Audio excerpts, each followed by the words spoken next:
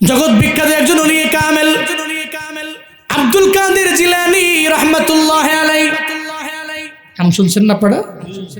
জগৎ বিখ্যাত একজন ওলি কামেল মহিউদ্দিন আব্দুল কাদের জিলানী রাহমাতুল্লাহি আলাইহি।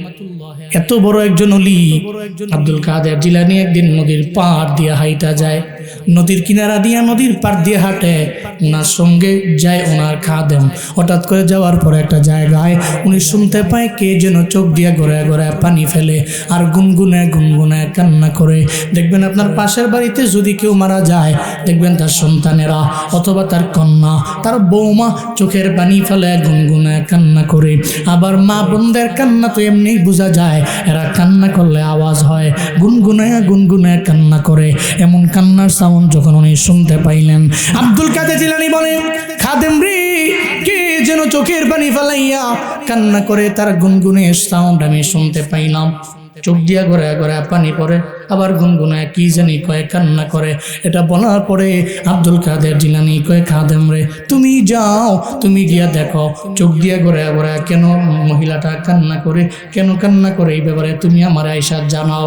আব্দুল কাদের জিলানী বলার পরে সঙ্গে সঙ্গে খাদেম চলে গেল, যা দেখে একটা বুড়ি মহিলা, প্রায় 80, 90, 100 বছরের মতো বয়স হয়ে যাবে। ওই বুড়ি মহিলাটা চোখ দিয়া গড়ায় গড়ায় পানি পড়ে আর আল্লাহ আল্লাহ বইলা কান্না করে। একটা বড় যায় খাদেম যায় কয়, এই মহিলা, তুমি তোমার চোখ দিয়া গড়ে কেন পানি পড়ে, তুমি কেন কান্না করো? ওই তুমি কে? তোমারে চিনলাম না। ওই আমি আব্দুল কাদের জিলানীর খাদেম। ওই কেন আসছো? ওই আপনার কান্না দেখা, আপনার কান্নার সাউন্ড শুই না আব্দুল কাদের জিলানী সহ্য করতে পারে নাই। কেন কান্না করেন? এই জন্য আপনার দরবারে আমারে পাঠিয়ে দিয়েছে। চিল্লায়া জুড়ে পড়া যাবে কি মারহাবা? আমি আপনার দরবারে আসলাম, মহিলা রে, কেন কান্না করেন? আব্দুল কাদের জিলানীর মন বড় নরম, আপনার কান্না তো সে সহ্য করতে পারে না, এই জন্য আমারে আপনার দরবারে পাঠাইছে। কেন কান্না করেন আমারে বলেন না।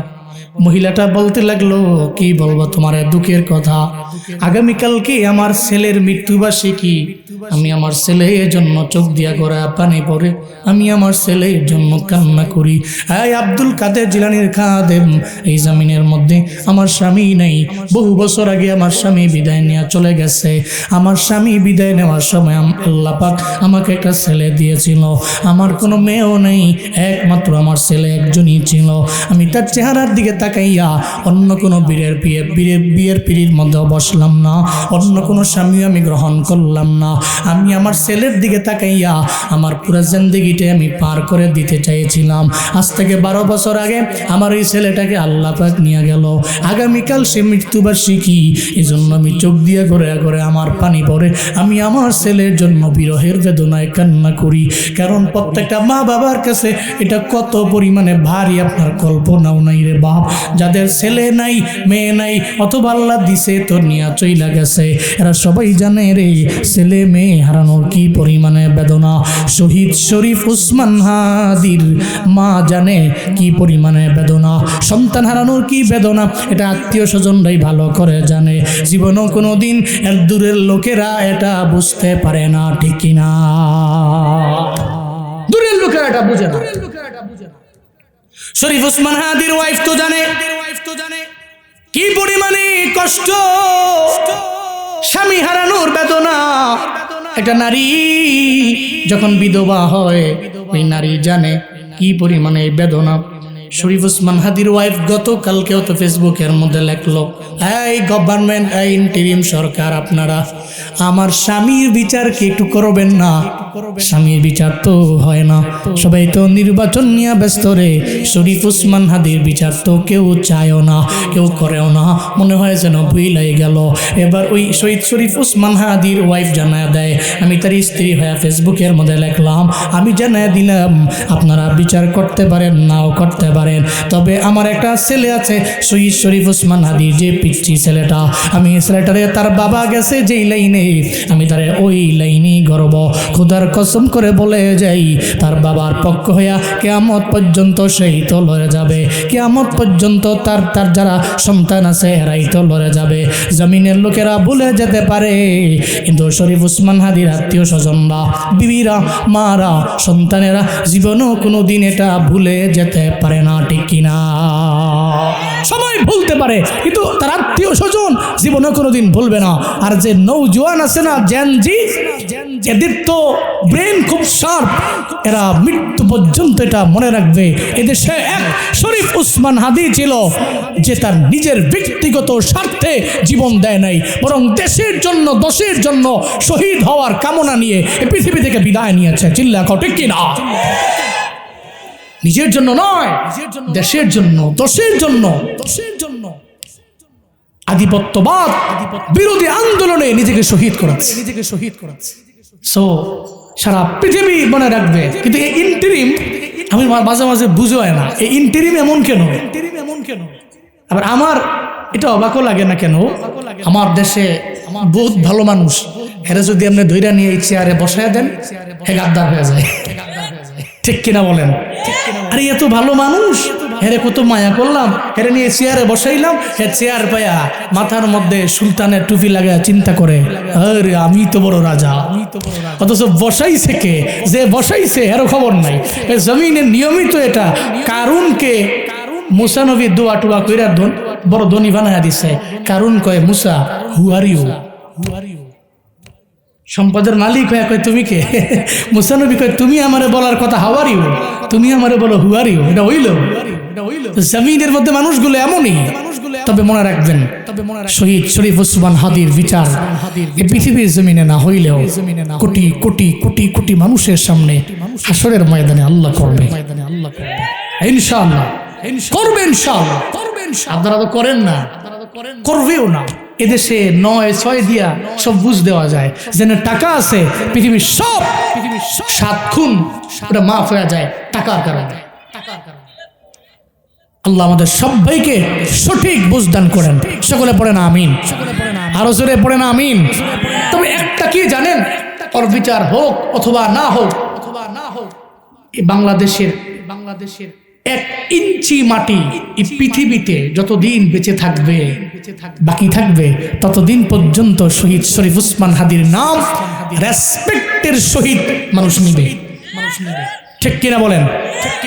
এ কারণে এরা মরিয়াও তো অমর, এরা মরিয়াও অমর। আর যারা মরিয়াও অমর এরা তো মরে না, এরা বেঁচে থাকে।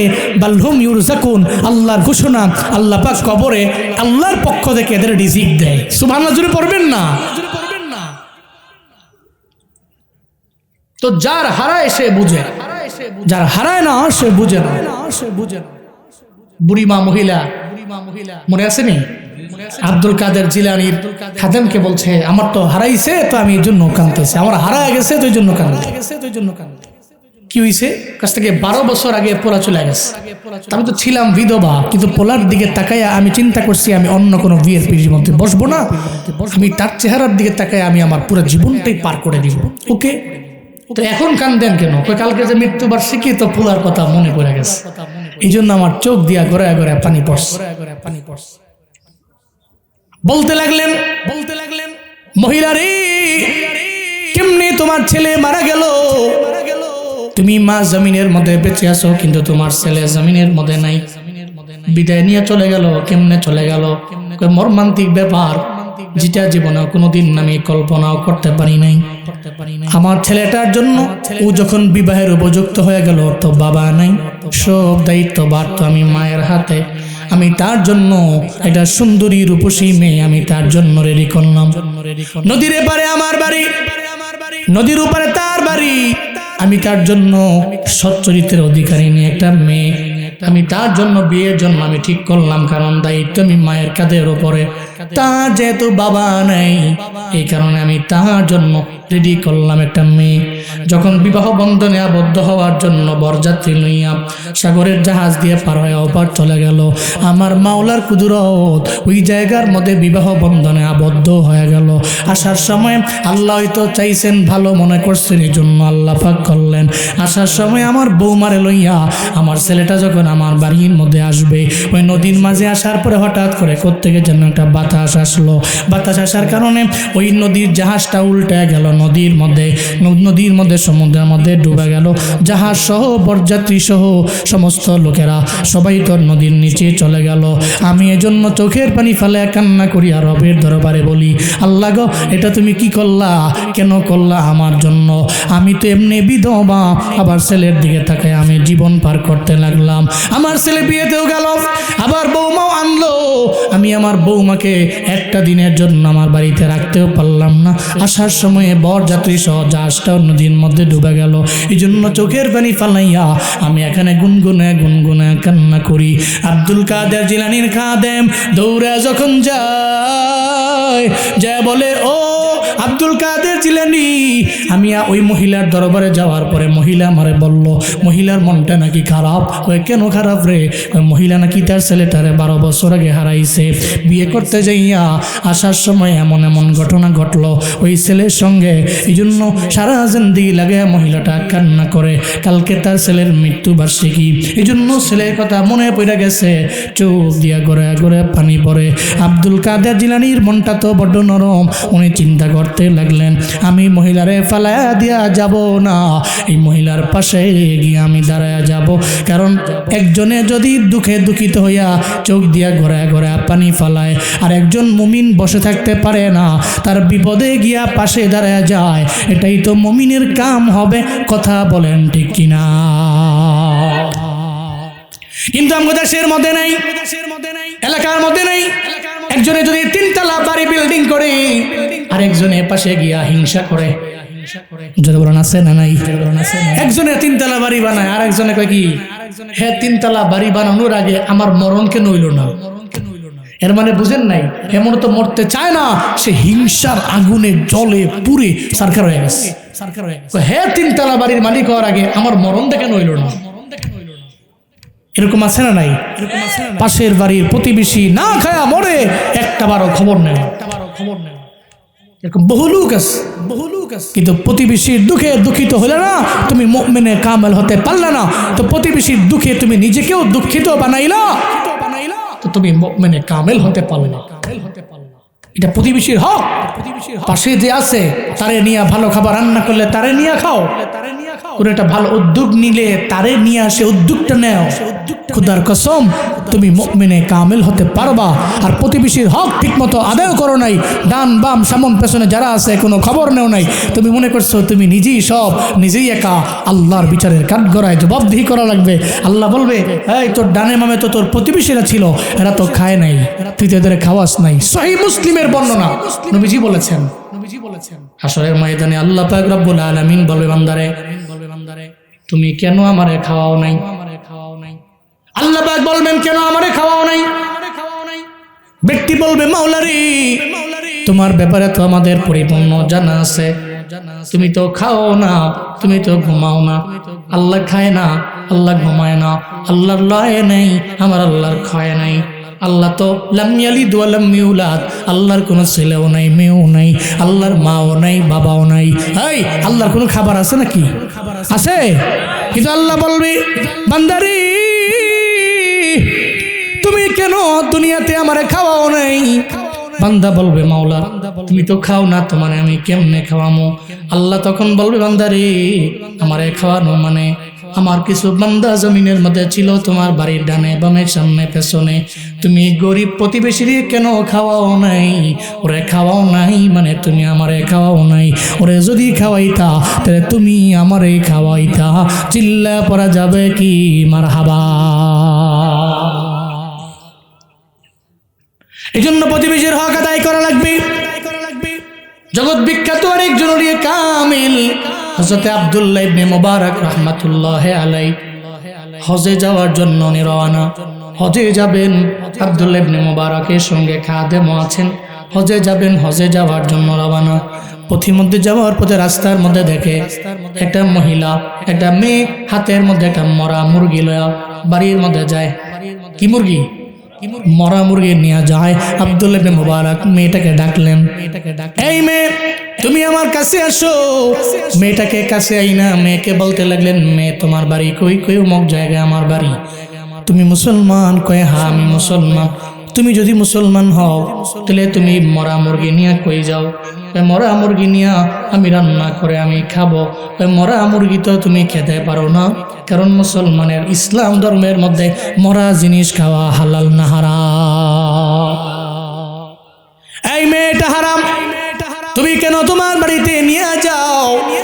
হারাম জিনিস তোমার পেটের মধ্যে তুমি কেন ঢুকাও? মহিলা রে, মেরে বলার পরে মেয়ের চোখ দিয়া গোড়ায় গোড়ায় পানি পড়ে। আব্দুল্লাহ ইবনে মুবারক, আমি এত গরিব মানুষ, আমরা এত অসহায় মানুষ, এই এলাকার মধ্যে যে লোকেরা বসবাস করে, আমাদের চতুর্পাশে খ্রিস্টানদের দেশ এবং খ্রিস্টানদের এলাকা, আমাদের এরিয়া থেকে কোনো মাল এরা নেয় না, এদের থেকে কোনো মাল আমারে দেয় না। এর মানে ইনপুটও বন্ধ, আউটপুটও বন্ধ, কোনো কিছুই নাই। আমরা আনতেও পারি না, বের করতেও পারি না, আমাদের কোনো খাবার আমদানিও হয় না, রপ্তানিও হয় না। আমরা কেমনে জমিনের মধ্যে চলবো? আমাদের একটাই অপরাধ, আমরা সবাই মুসলমান। চিল্লা পড়া যাবে কি মারহাবা? এটাই আমাদের অপরাধ। কি করব? ঘরের মধ্যে খানা নেই, আমার মাও খাইতে পারে না, আমার বাবাও খাইতে পারে না। শুধু তাই না, আজকে 7 দিন হয়ে গেল আমার ঘরের মধ্যে খানা নাই, 7 দিন হয়ে গেছে কোনো খাবার নাই। এটা বইলা মেয়েটা কয়, আব্দুল্লাহ ইবনে মুবারক, আমার একটা ছোট্ট ভাই আছে, আমার এই ছোট্ট ভাইটা খানার অভাবে পাগলের মতো হয়ে গেছে। আমি বাড়িতে ফজরের নামাজের পরে আমি চিন্তা করলাম, আজকে তো ঘরের মধ্যে আমার খাবার নাই, আমার মা ক্ষুধার যন্ত্রণায় বিছানার মধ্যে পইরা গেল, আমার বাবাটাও বিছানায় পইরা গেছে, আমার ভাইটাও বিছানার মধ্যে পইরা গেছে। আল্লাহ পাক আমারে একটু এনার্জি দিছে, শক্তি দিছে, আমি দৌড়ায় রওনা হয়ে গেলাম। যাওয়ার পথে রাস্তার মধ্যে একটা মরা মুরগি পাইলাম। আমি চিন্তা করলাম, জীবন বাঁচানো তো আগে ফরজ। এই চিন্তা করে মরা মুরগি নিয়ে আমি বাড়ির মধ্যে যাই, মরা মুরগিটা রান্না করে আমি আমার মা বাবারে খাওয়াবো। চিল্লা পড়া যাবে কি আল্লাহু আকবার? আব্দুল্লাহ ইবনে মুবারক চোখ দিয়ে করে করে পানি পড়ে। আব্দুল্লাহ ইবনে মুবারক কয়, খাদেম রে কই যাবা? কয় হজে যাই। হজে যায় এত কোনো লাভ নাই। কেন যাইবে হজে? হজে যায় এত কোনো ফায়দা নাই। হজ তো তোমার গ্রামেই আছে, আমাদের এলাকার মধ্যেই তো হজ আছে। লক্ষ লক্ষ টাকা খরচ করে হজের মধ্যে যাও, প্রতিবেশীর কোনো খবর নেও না। এই গ্রামের মধ্যে কত ধনী দেখবেন রমজানে উমরা করার জন্য হজের জন্য যায়, কিন্তু জাকাতের বেলায় নাই। জাকাতের বেলায় এমন একটা লুঙ্গি দেয়, যেই লুঙ্গি সিরাত তেনা তেনা, সপ্তাহখানেক পড়ছে এমন লুঙ্গি, ওই লুঙ্গি তারা দিছে জাকাত হিসাবে। দেওয়ার পরে সপ্তাহখানেক পড়ছে, এরপরে লুঙ্গির টান দেওয়ার কারণে প্রস্রাব করতে বসছে, তো সিরা গেছে। ওই গরিবের চোখের পানি ফেলে কান্দে আর বলে, ধনী রে, তুমি তো আমারে না দিলেও পারতাও, তুমি তো আমারে না দিলেও পারতাও। এটা বইলা বইলা ধনীর ব্যাপারে রবের কাছে বিচার দেয়। কিরে ধনী, তুমি তোমার সম্পদ লয়া তুমি উমরার জন্য যাও, হজের জন্য যাও, প্রতিবেশীর খবর নেও না। আল্লাহর দরবারে হিসাব দেওয়া লাগবে কি লাগবে না? আল্লাহর দরবারে হিসাব দেওয়া লাগবে। আব্দুল্লাহ ইবনে মুবারক কয়, এই খাদেম কই যাও? হজে। কয় না, হজে যাওয়ার দরকার নেই, হজ তো এখানেই আছে। আল্লাহু আকবার। আমাদের হজে যত টাকা আছে, আমরা এখান থেকে বাড়ি পর্যন্ত ফিরার যে টাকা লাগবে ওইটা রেখে দিয়া বাকি টাকাটা দিয়া তুমি এই মুহূর্তে বাজার করো। এই এলাকার সমস্ত লোকদের আমরা একবেলা খাওয়াবো। চিল্লা পড়া যাবে কি সুবহানাল্লাহ? আরো জোরে আলহামদুলিল্লাহ, আরো জোরে চিল্লা আল্লাহু আকবার।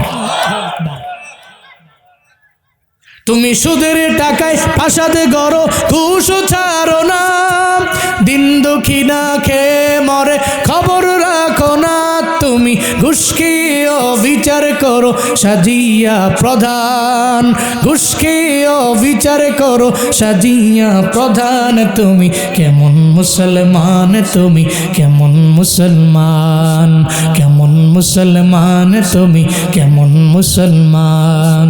নামাজের সাথে নাই পরিচয়, মানো না কোরআন। নামাজের সাথে নাই পরিচয়, মানো না কোরআন। তুমি কেমন মুসলমান? তুমি কেমন মুসলমান? কেমন মুসলমান? তুমি কেমন মুসলমান? ঠিক কিনা?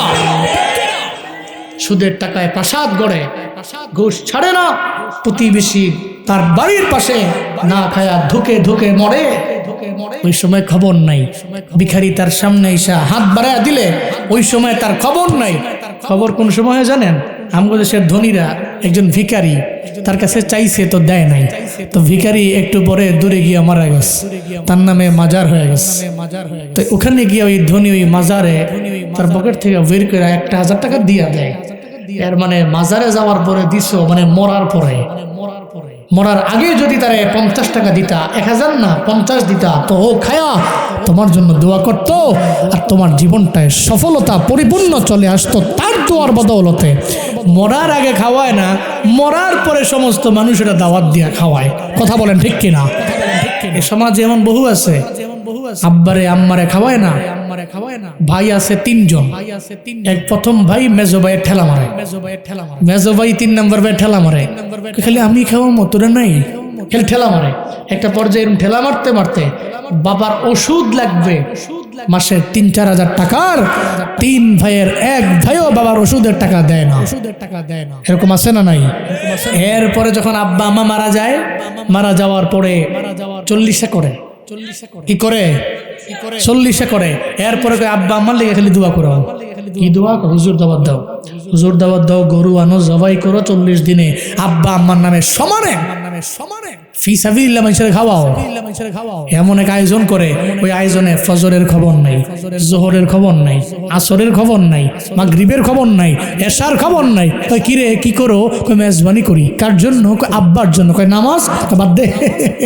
আব্বার জন্য নামাজ বাদ দিয়া মেজবানি কইরা লক্ষ টাকা খরচ করে ইন্তেকালের আগে, মৃত্যুর আগে 1 টাকা খরচ করতে গিয়া 40 বার চিন্তা করে এমন নিমখারাম বোকা সন্তান এ সমাজে আছে না নাই?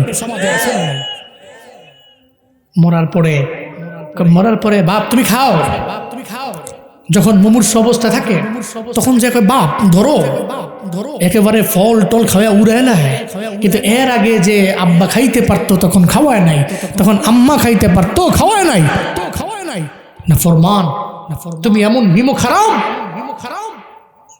আমাদের সমাজে কদরটা এমনই, মৃত্যুর আগে কেউ কদর দেয় না, মরণের পরে সবাই কদর দেয়।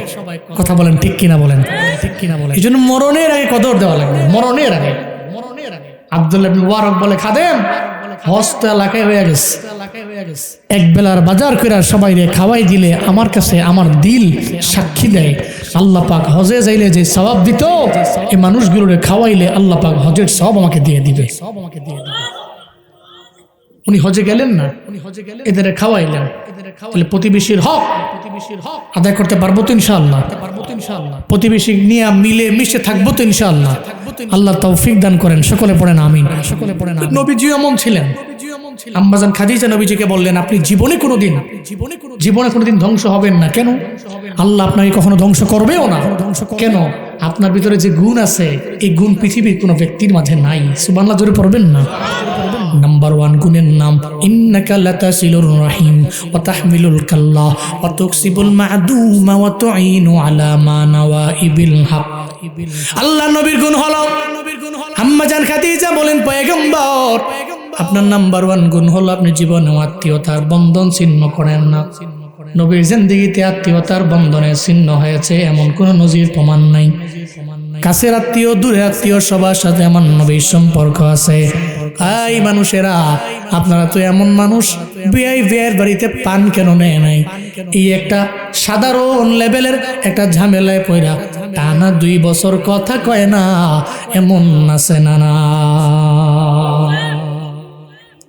আত্মীয়তার বন্ধন ছিন্ন করে, বন্ধনটাকে মজবুত করতে পারে না, দৃঢ় করতে পারে না। অথচ আল্লাহর নবীর প্রথম নম্বরে গুণ হলো, নবী জিন্দেগিতে কোনোদিন আত্মীয়তার বন্ধন আমার নবী ছিন্ন করে নাই। নাম্বার 1 গুণ। আম্মা জান খাদিজা বলে, এটা আপনার 1 নাম্বার। 2 নাম্বার ওয়া তাহমিলুল কাল্লা, যারা ভিখারি, যারা খাইতে পারে না, আমার মায়ার নবী এদের বোঝাটা উঠায়া দেয়। যারা মাথায় নিতে পারে না, নবী উঠায়া দেয়। যারা কষ্টে চলে, আমার নবী তার পাশে গিয়া দাঁড়ায়া যায়। অতুকসিবুল মাদুমা, যেই বান্দাটা মাজুর হয়ে যায়, একজনের একটা হাত নাই, আর একজনে একটা পা নাই, আমার নবী নিজে যায় উপার্জন করে ওই টাকাটা তারে দিয়ে দেয়। কই তুমি তো হাতের কারণে ইনকাম করতে পারো না, তুমি তো পায়ের কারণে ইনকাম করতে পারো না, আমি নবী উপার্জন করলাম, আমার উপার্জন করা আমার কষ্টার্জিত টাকা ধরো আমি তোমার হাতের মধ্যে দিয়া দিলাম। নবী আমার এটা দিয়া দেয়। আম্মা জান খাদিজা বলেন, ও পয়গম্বর আমার, আপনার প্রথম নাম্বার গুণ, জীবনও কোনো দিন আপনি আত্মীয়তার বন্ধন ছিন্ন করেন না। 2 নম্বরে আপনি তো গরিবের বোঝা টাইনা দেন। 3 নম্বরে একটা মানুষ যদি ঝামেলায় পড়া যায়, মাদুম হয়ে যায়, মাজুর হয়ে যায়, হাত নাই পা নাই, কষ্টে চলে, নিজে উপার্জন করে আপনি ওরে খাওয়ান। শুধু তাই না, কত আইন আলা মানাওয়া ইবিল হক, হকের কথা বলতে যায় যেই বান্দা বিপদে পড়ে যায়, মুসিবতের মধ্যে পড়ে যায়, নবী আপনি তো তার পেছনে গিয়া নবী আপনি দাঁড়ায়া যান, আপনি তার নায়েব হয়ে যান, আপনি তার পেছনে গিয়া দাঁড়ায়া যান। তাহলে নবী জীবনও কোনো দিন আল্লাহ বাগ আপনাকে ক্ষতিতে ফেলাবেন না, আল্লাহ আপনাকে ধ্বংস করবেন না। কারণ আপনার ভিতরে যেই গুণ আছে এই গুণ পৃথিবীর কারো মাঝে নাই। চিল্লা পড়া যাবে কি সুবহানাল্লাহ। আল্লাহ নবীজি জীবনে কোনো দিন প্রতিবেশীর হক নবী নষ্ট করেন নাই, কোন প্রতিবেশীর মনের মধ্যে নবী আঘাত দেন নাই, কোন আত্মীয়তার বন্ধন আমার মায়ার নবী ছিন্ন করেন নাই। সিরাজগঞ্জের বেলকুচির আমবাড়িয়ার মুসলমান আজকে থেকে নিয়ত করে নেন না বাবা, আত্মীয়তার বন্ধন ছিন্ন করবেন না। 2-2.5 বছর হয়ে যায় আপনি কথা বলেন না, এটা করা যাবে না রে বাপ, এটা বড্ড অন্যায়, বড্ড অন্যায়। আত্মীয়তার বন্ধন অটুট রাখা লাগবে, দৃঢ় রাখা লাগবে। মদিনা নবী জানায় দেয়, 2 জন ব্যক্তি ঝগড়া লাগলো, কথায় কথায় কাটাকাটি হয়ে গেল।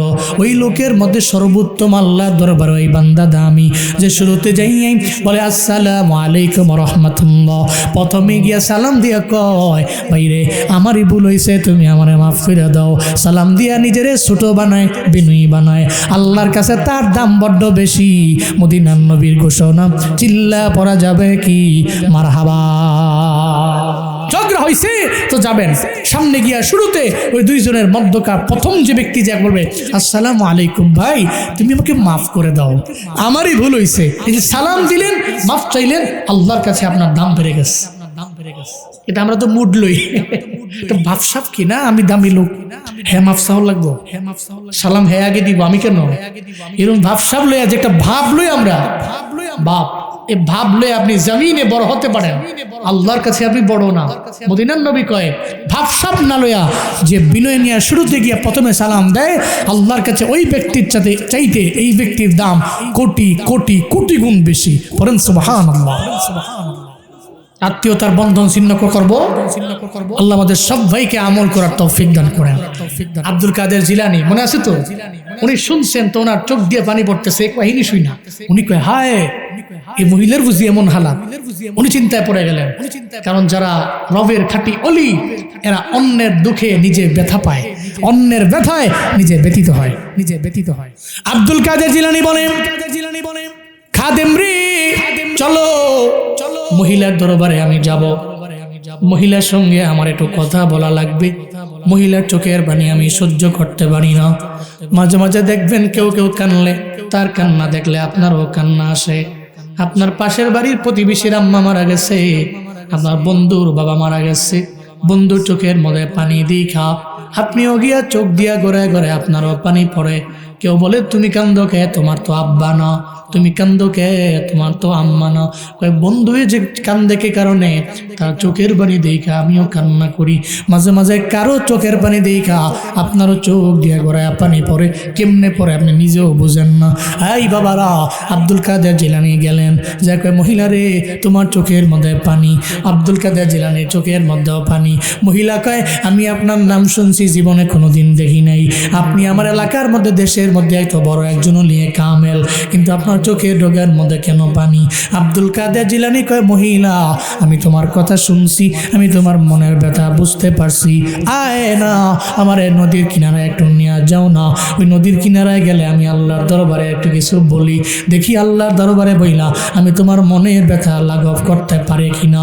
মহিলা বলে আব্দুল কাদের জিলানী মাহবুবে সুবহানী কুতুবে রব্বানী, আমি তো জীবনও কোনোদিন আপনাকে, এটা বললেও তো আপনি জীবনে এটা আনতে পারবেন না। আজ থেকে 12 বছর আগে আমার ছেলে বিদায় নিয়ে চলে গেল। এই জাহাজটা নদীর নিচে চলে গেছে। ওই জাহাজের কোনো অস্তিত্ব নেই। আমার ছেলে, আমার বৌমার কোনো অস্তিত্ব নেই। আব্দুল কাদের জিলানী কয়, মহিলারে তুমি তো চিন্তাও করতে পারো না যে আল্লাহ তোমার গর্ভ থেকে তোমার পোলারে বানাইতে পারে। আবার আমার আল্লাহ 12 বছর পরে নদীর নিচ থেকে আল্লাহ কোন বইলা আবার তোমার ছেলেরে আগে রূপ দিতে পারে কি পারে না? মহিলারে আল্লাহ পারে। আমার সঙ্গে আসো, মহিলারে লইয়া নদীর কিনারায় যায়। নদীর কিনারায় যায় মহিলারে কয়, নদী কি এটা? কয় হ্যাঁ নদী এটা। আব্দুল কাদের জিলানী নদীর দিকে একবার তাকায়, আরেকবার আসমানের দিকে তাকায়। মাওলা রে, আমি তো জানি তুমি এমন মাওলা, তুমি তো যা পারো পৃথিবীর কোনো মানুষ এটা পারে না। একটা মানুষ মইরা গেছে, মাটির সঙ্গে মিশে গেছে, তুমি তো তার ওই জায়গা থেকে উঠে আনতে পারো। আব্দুল কাদের জিলানী রবের দরবারে বলতে লাগলেন, আল্লাহ আজ থেকে 12 বছর আগে এই মহিলাটার জাহাজের মধ্যে মহিলার বরযাত্রী সহ, মহিলার পোলা সহ, তার বৌমা সহ জমিন থেকে বিদায় নিয়ে চলে গেল। তুমি তো বাতাসে আদেশ দিলা, ওই বাতাস বয়া গেল, জাহাজ নদীর মধ্যে ডুবে গেছে। মহিলার মনটা বড় ভাঙ্গা, মহিলার চোখের পানি আমি বরদাস্ত করতে পারি না, আমি সহ্য করতে পারি না। আল্লাহ গো, তুমি চাইলে তো মহিলার বাচ্চাটাকে তুমি পোলাটায় উড়ে আনতে পারো। এটা বলতে দেরি হয়ে যায়, ওই জাহাজটা নদীর নিচ থেকে উপরে আসতে দেরি হয় না। চিল্লা পড়া যাবে কি সুবহানাল্লাহ। জাহাজ আইসা গেছি, বরযাত্রী উইঠা গেছি, বৌমা উইঠা গেছে, সব উইঠা নদীর কিনারে আসছি। আব্দুল কাদের জিলানী কয়, মহিলারে তোমার চোখের পানি আমি সহ্য করতে পারি নাই। মহিলারে আমি রবের দরবারে আবদার জানাইছি, আল্লাহকে বলছি, আল্লাহ তো কোনো লেবার লাগে না, কোনো শ্রমিক লাগে না, কিচ্ছু লাগে না আমার আল্লাহর। আল্লাহ খালি আমরা হাজের মারুফের শিখা দিয়া কোন বলে বললেই তো হয়ে যায়। আল্লাহর কোনো শ্রমিক লাগে না রে মহিলা। আমি আল্লাহর দরবারে বলার পরে তাকে দেখো দেখো ওই যে জাহাজটা নদীর কিনারার দিকে আসছে, ওই জাহাজের মধ্যে তোমার বৌমা আছে, তোমার পোলাও আছে, সমস্ত বড় যাত্রীরাও আছে। কেউ যেটা পারে নাই সেটা পারে কে? আরো জোরে চিল্লে আল্লাহু আকবার। যেটা পারে না পৃথিবীর কেউ, সেটা আল্লাহ পারে। হ্যাঁ, আপনার অবাক হইতে পারেন আপনি, কিন্তু আব্দুল্লাহ ইবনে আব্বাসের 3টা সওয়ালের জবাব শুনলে আপনি আরো অবাক হবেন। আল্লাহ কি পারেন, আল্লাহ কি পারেন। আব্দুল্লাহ ইবনে আব্বাস একদিন দাঁড়িয়ে আছেন, খলিফাতুল মুসলিমিন হযরত ওমর রাদিয়াল্লাহু আনহু দাঁড়ানো। একটা ইহুদি আইছে, ইহুদি আয় কয়, খলিফাতুল মুসলিমিন ওমর, তোমার কাছে আমার 3টা প্রশ্ন। জোরে বলেন, কয়টা প্রশ্ন? বলেন কয়টা? বলেন 3টা প্রশ্ন। যদি 3টা প্রশ্নের জবাব তুমি দিতে পারো, তাহলে আমি কালেমা পড়ে মুসলমান হয়ে যাব। 3টা প্রশ্নের জবাব দিলে আমি কালেমা পড়ব। এটা বলার পরে খলিফাতুল মুসলিমিন হযরত ওমর রাদিয়াল্লাহু আনহু বললেন, বলো তোমার 3টা প্রশ্ন কি? আমার নাম্বার 1 প্রশ্ন হলো, এই জমিনের মধ্যে একজন মায়ের গর্ভ থেকে টুইন বেবি 2জন আসছে, যমজ 2জন আইছে জমিনে, আবার একসাথে জমিন থেকে বিদায় নিয়ে চলে গেছে। খুব বুঝছেন, মায়ের পেট থেকে আসছে একসাথে, আবার একসাথে বিদায় নিয়ে চলে গেছে, কিন্তু 2 ভাইয়ের বয়সের ব্যবধান হয়েছে 100 বছর। সুবহানাল্লাহ। পকেটে থুন বাড়ি যায় কয়ে অবাক না? মায়ের পেট থেকে আইছে, আবার একসাথে 2জনে বিদায় নিয়ে চলে গেছে, টুইন। কিন্তু 2জনের মাঝে বয়সের ব্যবধান কত? আর কেমনে সম্ভব? প্রথম নাম্বার প্রশ্ন। তবে তুমি জবাব দিবা কোরআন থেকে। ওমরকে বললেন তুমি জবাব দিবা কোত্থেকে? কোরআন থেকে। এরপরে নাম্বার 2 প্রশ্ন হলো, এই পৃথিবীতে এমন একটা জায়গা আছে যে জায়গায় পৃথিবীতে সর্বপ্রথম সূর্যের কিরণটা ওখানে গিয়েছে। এরপরে এর আগে কোনো সময় সূর্যের কিরণ ওখানে যায় নাই, কিয়ামত পর্যন্ত সূর্যের আলো ওখানে যাবেও না, খালি একবারই পড়ছে। এর আগেও পড়ে নাই, যখন পড়ছিল একটু পড়ছিল, এরপরে কিয়ামত পর্যন্ত আর পড়বেও না। বলো কোরআন থেকে এর উত্তর দাও, এটা কোথায় হয়েছে, কার সাথে হয়েছে? 3 নাম্বার, পৃথিবীতে একটা লাশ, মুর্দা, এই মুর্দা কবরে ঢুকছে। এই কবরটা ওই মুর্দাকে নিয়ে টানা 40 দিন পর্যন্ত ঘুরছে, কিন্তু কবরের ভিতরে যে মুর্দাটা, ওই মুর্দাটা বড় চালাক, চতুর ছিল। ও খালি চেষ্টা করছে কেমনে বের হওয়া যায়। একটা পর্যায়ে 40 দিন পরে গিয়া মুর্দাটা কবর থেকে বের হয়ে গেছে। ওই কবর ওই মুর্দাকে রাখতে পারে নাই। বলো কার সাথে হয়েছে? তো কোরআন থেকে বলো। এই 3টা সওয়ালের জবাব যদি আমারে দাও, আমি কালেমা পড়ে মুসলমান হয়ে যাব। আরো জোরে সুবহানাল্লাহ। আপনারা কি শুনবেন এই জবাবগুলো? শুনতে চান তো? কোন সুবহানাল্লাহ পড়েন, আলহামদুলিল্লাহ। আরো জোরে চিল্লায় আল্লাহু আকবার। যেখানে প্রশ্ন ওখানে কোরআনে উত্তর আছে না নাই? সব সমস্যার সমাধান দিতে পারে। সমাধান চাও যদি জীবনে মরণে, ফিরে যাও খুঁজে নাও চোখ রাখো কোরআনে। সমাধান চাও যদি জীবনে মরণে, ফিরে যাও খুঁজে নাও চোখ রাখো কোরআনে। তবেই পাবে সুখ শান্তির ঠিকানা, তবেই পাবে সুখ শান্তির ঠিকানা, যদি মেনে নাও তুমি মনে প্রাণে। সমাধান চাও যদি জীবনে মরণে, ফিরে যাও খুঁজে নাও চোখ রাখো কোরআনে। সমাধান চাও যদি জীবনে মরণে, ফিরে যাও খুঁজে নাও চোখ রাখো কোরআনে। এই বাণী সকলের নয় শুধু মুমিনের, যারাই চলবে মেনে ফল পাবে কোরআনের। ঠিক কিনা? এই বাণী সকলের নয় শুধু মুমিনের, যারাই চলবে মেনে ফল পাবে কোরআনের। এই দুনিয়া আর সেই দুনিয়া, এই দুনিয়া আর সেই দুনিয়া, শান্তি পাবে তুমি দোজাহানে। সমাধান চাও যদি জীবনে মরণে, ফিরে যাও খুঁজে নাও চোখ রাখো কোরআনে। কন্যা সমাধান চাও যদি জীবনে ফিরে যাও খুঁজে নাও ফিরে যাও খুঁজে নাও চোখ রাখো কোরআনে। তবেই পাবে সুখ শান্তির ঠিকানা, তবেই পাবে সুখ শান্তির ঠিকানা, যদি মেনে নাও তুমি মনে প্রাণে। সমাধান চাও যদি জীবনে মরণে, ফিরে যাও খুঁজে নাও চোখ রাখো কোরআনে। সমাধান চাও যদি জীবনে মরণে, ফিরে যাও খুঁজে নাও। জোরে পড়েন মারহাবা। সমস্ত সমস্যা যেখানে সমাধান আছে না নাই?